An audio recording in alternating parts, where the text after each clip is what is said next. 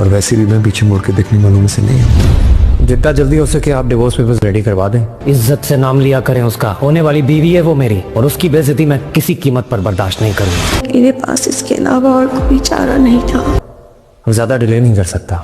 लोगों ने सिर्फ इतनी तकलीफ दी, के लिए भी हमदर्दी दिखा रहा है। हम दोनों बहुत बुरे मूड पर अलग हुए थे। उस डायन से अपने बच्चे को बचाने के लिए मैं जो भी करना पड़ा कर गुजरूं। कि बेटी जिंदगी का सबसे बड़ा जुआ खेला है अम्मी, अपने घर को बचाने।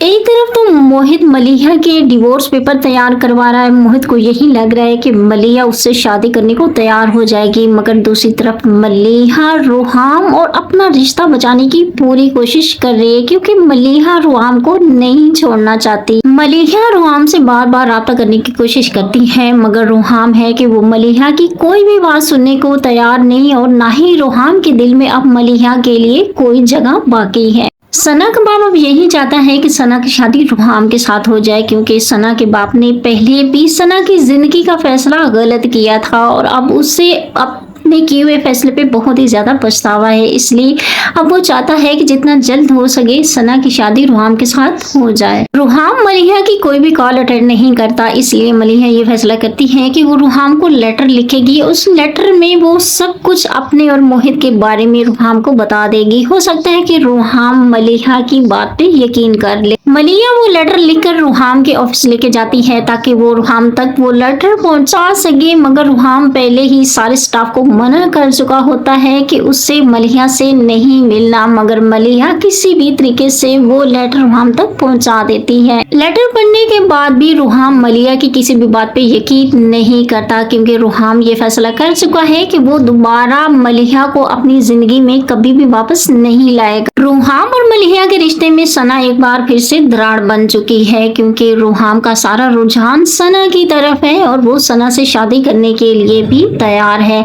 रोहाम की माँ रोहाम को यही समझाती है कि तुम मलिहा की एक दफा बात सुन लो और उससे माफ कर दो। मोहित बार बार रोहाम को कॉल करके कहता है कि तुम मलिहा को आजाद कर दो, और रोहाम भी यही फैसला करता है कि वो मलिहा को आजाद करके सना से शादी कर लेगा।